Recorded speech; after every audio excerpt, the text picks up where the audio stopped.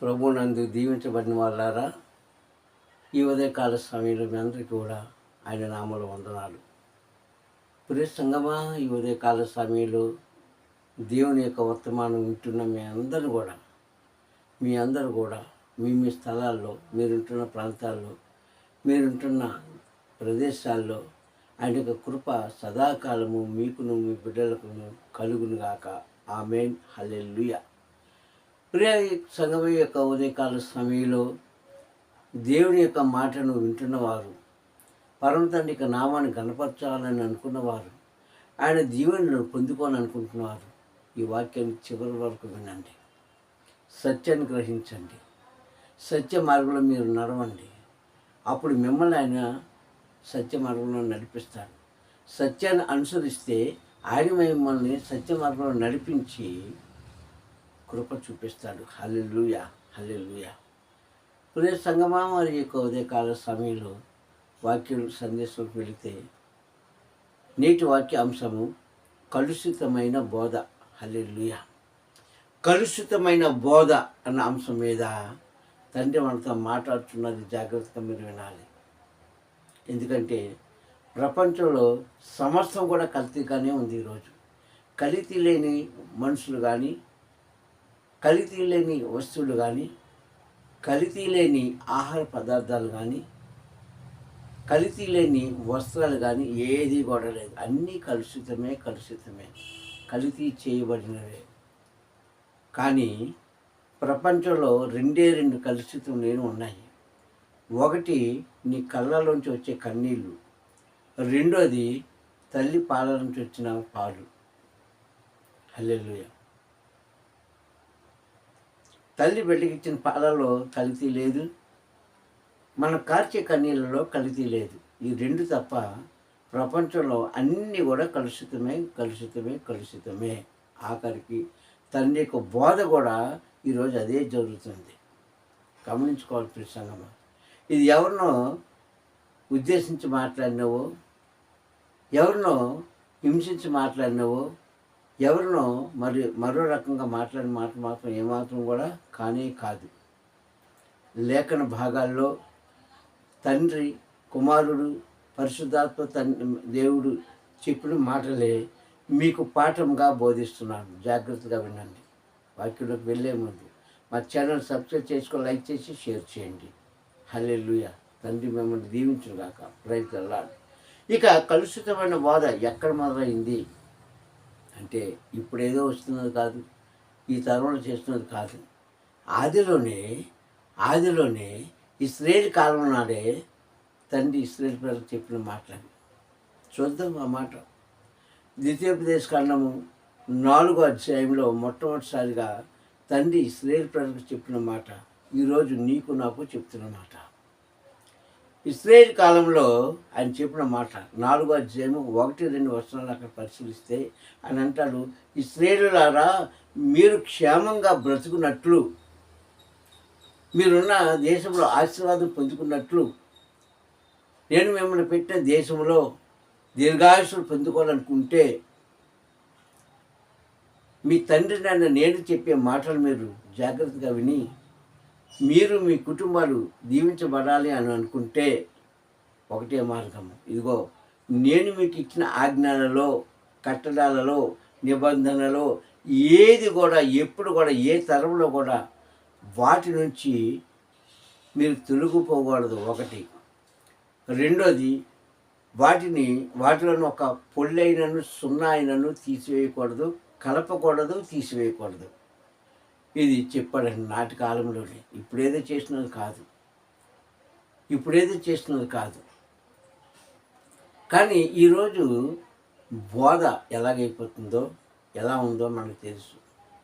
ఈరోజు మనం ఏమై ఉన్నామో మనకు తెలుసు. ప్రియ సహోదరులారా, ఒకటి మీరు గమనించుకోండి. 2000 సంవత్సరాల క్రితము క్రీస్తు చేసిన సువార్తలో అనేకమైన మాటలు చెప్పారు. ఏంటి? అబద్ధపు బోధకులు వస్తున్నారు, ప్రవక్తలు వస్తున్నారు, నేనే క్రీస్తు అని చెప్పేవారు వస్తున్నారు, అదిగో అక్కడ ఉన్నారు, ఇక్కడ ఉన్నారు అని చెప్పే కాలం వస్తుంది. అప్పుడు మీరు జాగ్రత్త పడండి. ఆ మాటలు మీరు జాగ్రత్తగా పరిశీలించండి.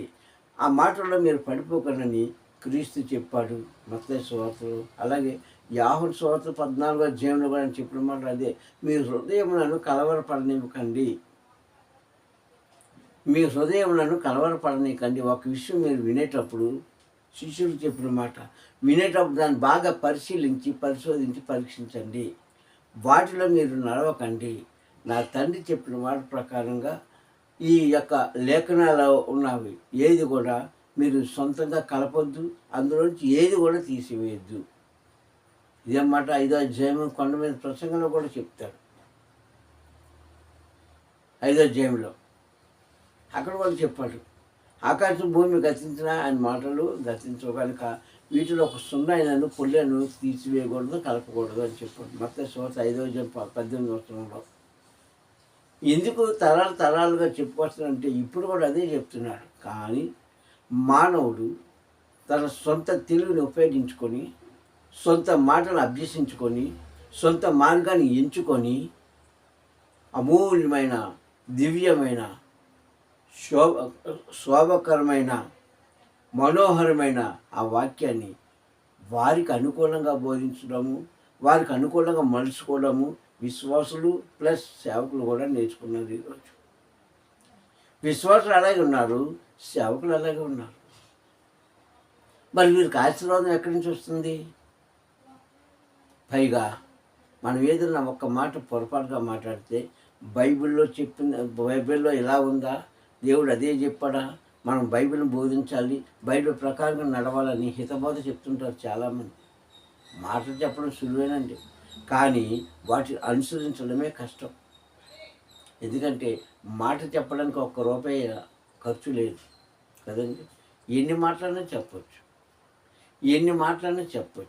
ఎలాగైనా చెప్పొచ్చు.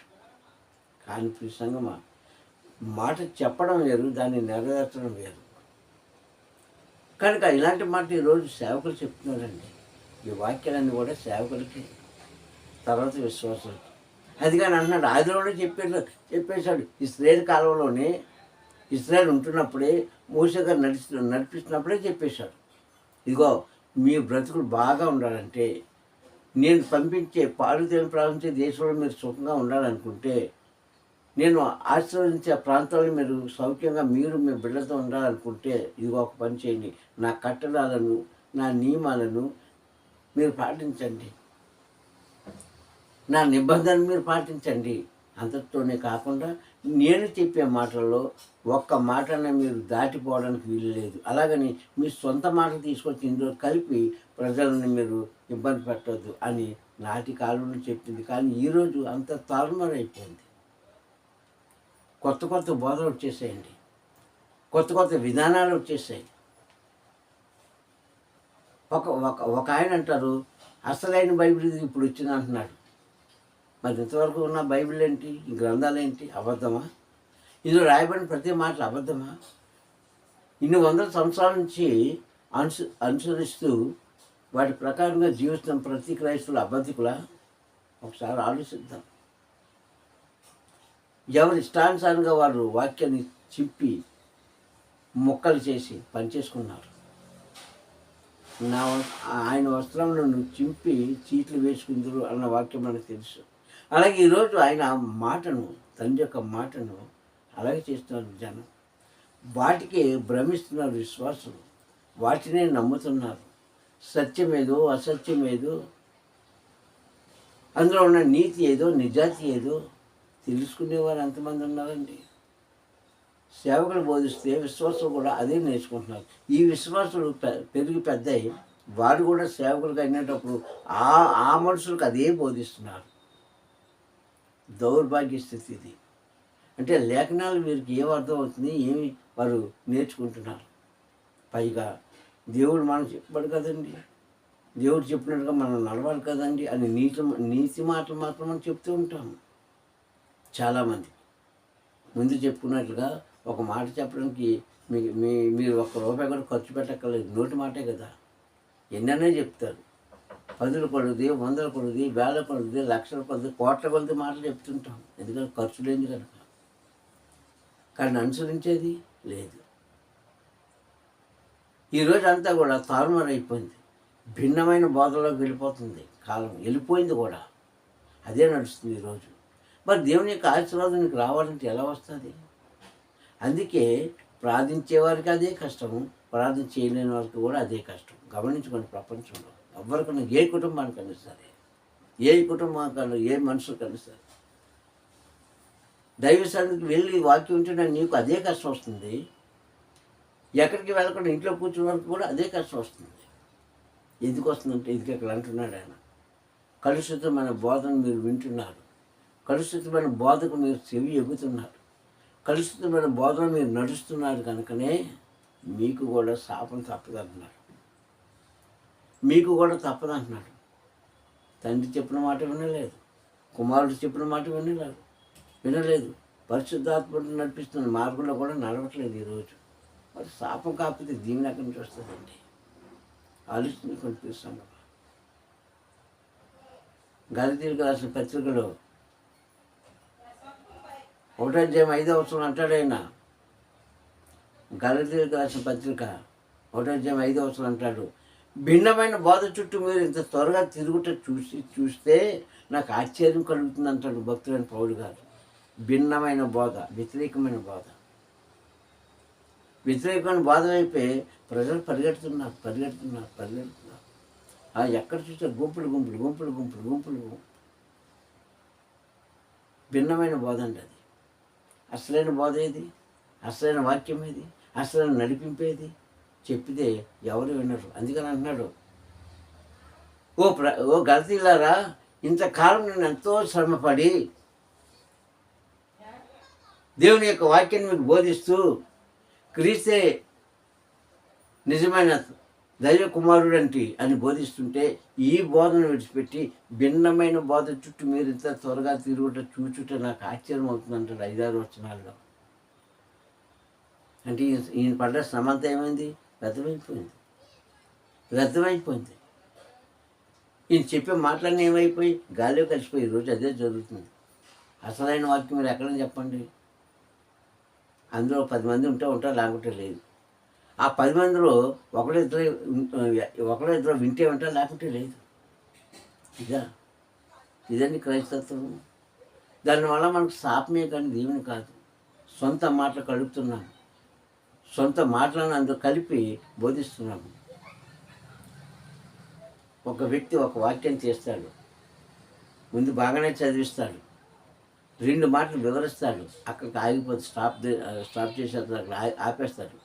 అక్కడ నుంచి ఎక్కడదో తీసుకొచ్చి అందులో కలుపుతాడు. మరి అదేంటి? కలుషితమైన బోధ కాదా? అంటే విశ్వాసులను తప్పుడు దారి పట్టించే బోధ కాదా? ఆలోచించుకోవాలి. అందుకని ఇక్కడ చెప్తుంది ఖచ్చితంగా, ఓ ఇశ్రాయేలు ప్రజలారా, నా నుంచి ఆశీర్వాదం పొందుకోవాలంటే, నా దేవుడు మీకు కావాలనుకుంటే నేను ఏది చెప్తున్నానో అదే చేయండి, అదే వినండి. మీ సొంత మాటలు తీసుకొచ్చి కలిపి బోధించవద్దు. అహరోను కుమారుడు మోషే గారు, అహరోను ఒక గుడారం దగ్గర కూర్చునేటప్పుడు అక్కడ ప్రార్థన జరుగుతున్నప్పుడు అహరోను కుమారులు ఏం చేశారంటే ఆ యొక్క గుడారం దగ్గరకు వచ్చి వేరొక బోధన అక్కడ తీసుకొచ్చారు. వేరొక ధూపాన్ని వేశారు తండ్రి దగ్గర. అప్పుడు ఏమైందంటే ఆ గుడారంలోంచి అగ్ని వచ్చి ఆ అహరోను కుమారుని ఇద్దరు కూడా హతమార్చేసింది. ఎందుకు? వేరొక మాటలంట. ఎందుకంటే ఆయన చెప్పినట్టుగా చేయలేకపోయారు నాటి ప్రజలు. మాట తప్పారు. అందుకే దేవుడు తండ్రి చూస్తుండగానే యవనస్తులను చంపేశాడు అక్కడ. మరి తండ్రి ఏమన్నాడు? బాధపడలేదు. పిన్న తండ్రి అయిన మోషే ఏమన్నాడు? బాధపడలేదు. 2 యవనస్తులను పిలిచాడు, ఈ శవాలను తీసుకెళ్ళి బయటపడేయండి అన్నాడు. అంతే. అదండి భక్తి, అదండి ఆయన మాటకు ఇచ్చే గౌరవం. అంతటితోనే కాకుండా సమీర్ గారు ఉన్న కాలంలో ఏలి అని ఒక ప్రాప్తి ఉండేవాడు. ఏలి తన బిడ్డలు పరమ భ్రష్టులై అక్కడికి వచ్చే స్త్రీలతో పాపం చేసేవారు. వారిని కూడా దేవుని ఏం చేశాడంటే తీసి పడేశాడు. ఏలీ బాధపడలే. అంటే ఇంత కఠినంగా ఉండేది ఆ రోజుల్లో. మరి ఈరోజు ఏమైందంటే అంత సులువైపోయింది. సులువైపోయింది. వాక్యం అంటే విలువ లేకుండా అయిపోయింది. దేవుని యొక్క మాట అంటే విలువ లేకుండా అయిపోయింది. దేవుని యొక్క సువార్త అంటే భయం లేకుండా పోయింది జనానికి. కనుకనే మనం కూడా అట్టివారితో పాప పంతులు పంచుకున్నట్టుగా అందులో కలిసిపోయాము. కానీ మనం ఏమనుకుంటామంటే, అబ్బా దేవుడు నన్ను దీవించేశాడండి, నన్ను ఆశీర్వదించేశాడండి అని అనుకుంటున్నాము. కానీ ఈ రోజు పొందుకున్న ఆశీర్వాదములు దేవుడు ఒక దినానికి మీకు శాపమే. ఎందుకంటే ఖచ్చితంగా బైబిల్ మాట్లాడుతుందండి. నా సొంత మాటలేం కాదు, నేను సొంతంగా మీకు చెప్పట్లేదు. బైబిల్ ఉన్నదే మీకు బోధిస్తున్నాను. మీరు సుఖంగా సౌఖ్యంగా నీ కుటుంబంతో నీ పిల్లలతో మీ తరాలతో సుఖంగా ఉండాలనుకుంటే ఇదిగో నా మాట వినండి. నేను చెప్పే మాటలు ఏది కూడా మీరు కలపొద్దు, తీయొద్దు. అలా కలిపి మీరు తీసుకుంటే అది మీకు శాపమే కానీ దీవెన కాదంటున్నారు. జాగ్రత్త ప్రియ సహోదరులారా. మనం శాపం కావాలనుకుని గ్రంథం చేతితో పట్టుకొని వస్తున్నామా? ఆలయానికి వెళ్తున్నామా? దైవ కార్యాలు పాలుపంతులు పంచుకుంటున్నామా? ఒకసారి ఆలోచించుకోండి. మనం జయం పొందుకోవాలని కదా, ఆయన నుంచి ఆశీర్వాదం పొందుకోవాలని కదా, ఆశీర్వాదకరంగా మన జీవితాన్ని మార్చుకోవాలని కదా, మన కుటుంబాన్ని దీవించబడాలని కదా. టోటల్గా ఇవన్నీ చేసి పరలోకాన్ని చేర్చబడాలని ఆశతోనే కదా వెళ్తున్నాం. మరి ఏది నీ కట్టడి? మనుషులు పెట్టే పద్ధతిలో నడుస్తున్నావే, మనుషులు చెప్పే మాటలు మోసపోతున్నావే, మనుషులు కవ్వించే మాటలో మీరు పడిపోయి వాక్యాన్ని హేళన చేస్తున్నారే ప్రియ సంగమా. మరి పరమ తండ్రి చెప్పే మాట ఏంటి? ఏం చెప్తున్నాడు ఆయన? ఏం చెప్తున్నాడండి? ఇందులోంచి ఒక మాట కానీ తీయడానికి వీల్లేదు. మీరు సొంతంగా అందులో కలపొద్దు. నేను ఏం చెప్పాను అదే చేయండి. నేను ఏదైతే మీకు నేర్పించినా అదే నేర్చుకోండి. మీరు మిమ్మల్ని నేను ఎలాగైతే నడిపిస్తున్నాడో ఆ మార్గంలో నడిస్తే మీరు గమ్యానికి చేర్చబడతారు అంటున్నాడు. ఏంటి? మన ఆత్మలు. కానీ ఆనాటి ఇశ్రాయేలు ప్రజలు వినలేదు. క్రీస్తు కాలంలో ప్రజలు వినలేదు. ఇప్పుడు మనం కూడా సరిగ్గా వినట్లేదండి. కనుకనే శాపం మనుషుల మీద నుంచి, దోషం మనుషుల మీద నుంచి, ఆయన కోపము ఉగ్రత మనుషుల మీద నుంచి, ఆయన వ్యాధులు బాధలు మనుషుల మీద నుంచి పోవట్లేదు. ఇది గమనించుకోండి. భక్తిపరురాలువే ఎందుకు నీకు బాధలు? ఎందుకు నీకు వ్యాధులు? ఎందుకు నీకు అనారోగ్యాలు? ఎందుకు నీకు బలహీనతలు? అంటే అందుకే దినం మొదలుకొని దినాంతరాన్ని కూడా అనేకమైన మెడిసిన్ వాడుతూ ఉంటాము, ట్యాబ్లెట్స్ వేసుకుంటూ ఉంటాము. కారణం ఏమిటి? అది వేసుకోకపోతే నీకు బలహీనుడు అయిపోతావు. తండ్రి చెప్పి పైగా వీరు వాదించేది ఏంటంటే, తండ్రి ఏం చెప్పాడు అది మేమే చేస్తామంటారు. ఎక్కడ చేస్తున్నారు? మరి చేస్తే రోగం ఎందుకు నీకు? చేస్తే నీకు బలహీనత ఎందుకు? చేస్తే నీకు అనాలోచన ఎందుకు? చేస్తే నీకు ఆ యొక్క నీ హృదయంలో ఆ చెడ్డ తలంపులు ఎందుకు వస్తున్నాయి? చేయకనే మనీ కూడా నీకు వస్తుంది. ప్రియ సంగమా, ఆయన చెప్పిన మాట తీసేసాం, మన సొంత మాట కల్పించుకున్నాం. అందులో ఎప్పుడో తెలుసో తెలియకో మనం చేసామండి తప్పుడు పొరపాట్లు. సరిచేసుకో. ఈ ఉదయకాల సమయంలో సూటిగా తండ్రి మీతో మన అందరితో మాట్లాడుతున్నాడు. మనందరికీ కావాల్సిన వర్తమానం ఇది, ఒకరికే కాదు. ఆ మార్గంలో నన్ను నడిచిన ఆయన, ఇదిగో నీ మాట నేను వింటున్నాను కనుక నా పరిస్థితి ఎలా ఉన్నది, నా కుటుంబ పరిస్థితి ఎలా ఉంది, నా బిడ్డల పరిస్థితి ఎలా ఉంది, నా భర్త భార్యల పరిస్థితి ఎలా ఉంది, నా పరిస్థితి ఎలా ఉంది, ఏంటి దీనికి కారణము, ఎందుకు మీరు సమాధానం చెప్పమంటే అప్పుడే ఇస్తారండి. ఆయన మాట వింటే, ఆయన మార్గంలో నడిస్తే. ఏది నువ్వు నడిచింది ఏది, నేర్చుకున్నది ఏది, నడిపించింది ఏది? నిజంగా అయితే అందరూ అలాంటి వారని నేను చెప్పట్లే. ఉంటారు కొంతమంది ఆయన మార్గంలో నడుచుకొని ఆయనను సంతోషపరిచి వారు సంతోషపడేవారు ఉన్నారు కొంతమంది. కానీ ఎప్పుడోకప్పుడు ఎక్కడో కాడ తప్పు చేస్తూనే ఉన్నారండి ప్రతి క్రైస్తవుడు కూడా. అందుకే సూటిగా మాట్లాడు, కలుషితమైన బోధకు నువ్వు చెవి ఎగ్గావా అయిపోయావు అన్నమాట. భక్తులైన పౌలు గారు ఎంతో తన ఆకలిని చంపుకొని తన ఆస్తులను విడిచిపెట్టుకొని ప్రయాసపడి జనానికి బోధిస్తే అవన్నీ విడిచిపెట్టేశారంటండి. భిన్నమైన బోధ చుట్టూ మీరు ఇంత త్వరగా తిరుగుతూ చూచుట నాకు ఆశ్చర్యం కలుగుతున్నది అంటారు. అంటే ఆయన పడ్డ శ్రమ ఏమైపోయింది, ఆయన ఆయన ఆయన బోధించిన బోధ ఏమైపోయిందని విడిచిపెట్టేశారు. ఈరోజు విశ్వాసం కూడా అలాగే తయారైపోయింది. ఆ విశ్వాసం పెరిగి పెద్దయి వారు కూడా బోధకురాలుగానో బోధకుడుగానో అయినప్పుడు వారు కూడా అదే బోధిస్తుంటారు. ఎందుకంటే ఏది నేర్పిస్తే అదే నేర్చుకుంటాం. ఇప్పుడు సంఘం ఇలాగ క్రైస్తత్వం ఎక్కడికి వెళ్ళిపోతుందో మనకు తెలియట్లేదు. ఎవరి ఇష్టానుసారంగా వారు వెళ్ళిపోతున్నారు ప్రియ. అందుకనే లోకంలో మనకి కొంతమంది వ్యతిరేకంగా మాట్లాడుతున్నారు, కొంతమంది అసహించుకుంటున్నారు, కొంతమంది ప్రేమిస్తున్నారు, కొంతమంది దూషిస్తున్నారు. కానీ ఆయన మాట వింటే ఆయన మార్గంలో నడిస్తే దోషాలు ఉండవు, ఆశీర్వాదంలే, పగ ఉండదు, ప్రేమే, శాపం ఉండదు, దీవెనలే. ఇది మనం తెలుసుకోవాలి ప్రియ క్రైస్తవులు. ఎప్పుడు తెలుసుకుంటారో నాకైతే తెలియదు. ఒక మాట మాట్లాడేటప్పుడు అందులో ఎంత నీతి ఉందో నిర్జాతి ఉందో అది ఎందుకు మాట్లాడుతున్నామో మనం గమనించుకోవాలి. అంతేగాని ఏదో పొయ్యి మీద పెట్టే పాత్రలాగా మనం త్వరగా రగిలిపోకూడదు. అలా జీవిస్తే అది క్రైస్తత్వమే కాదు. ఆలోచించుకోవాలి. ఒక మనిషి ఒక మాట చెప్పినప్పుడు అందులో ఎంత నీతి ఉంది, ఎంత నిజాయితీ ఉంది, లేకపోతే ఎంత న్యాయం ఉంది, ఎంత అన్యాయం ఉంది, ఆలోచించుకో మాట్లాడండి. దూషించడం నీకు అలవాటు అయిపోయింది. ఎందుకంటే ఆ బోధ విన్నావు కనుక, అందులో ఉన్నావు కనుక, దూషించేవారితో నువ్వు ఉన్నావు కనుక అదే అలవాటు నీకు అయిపోయింది. ప్రేమించేవారితో ఉన్నావంటే తండ్రి యొక్క ప్రేమ నీకు ఉంటుంది. కానీ ఈ లోకాన్ని ప్రేమిస్తాం కానీ తండ్రి ప్రేమించట్లేదు. అందుకే ఇలాంటి వారు కొంతమంది ఏమవుతుంటే భ్రష్టులు అయిపోతున్నారు. అందరూ కాదు, కానీ బైబిల్ చెప్తుంది, నాడే కాదు నేడే కాదు రేపుడు కూడా చెప్పి మాట్లాడుతుంటే నా కట్టడాలను అనుసరించి నడుచుకున్న వారికి నేను దీర్ఘాయుష్ను,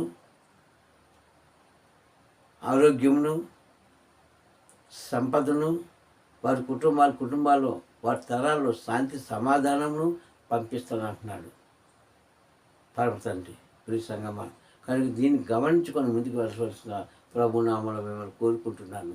మీరు మరొకసారి నేను చెప్తున్నా, అబద్ధపు బోధల వైపు కానీ అబద్ధకులు చెప్పే మాటలు కానీ మీరు విని వాటిని అనుసరిస్తే అది ఒక దినానికి ఇప్పుడు బాగానే ఉంటుందండి.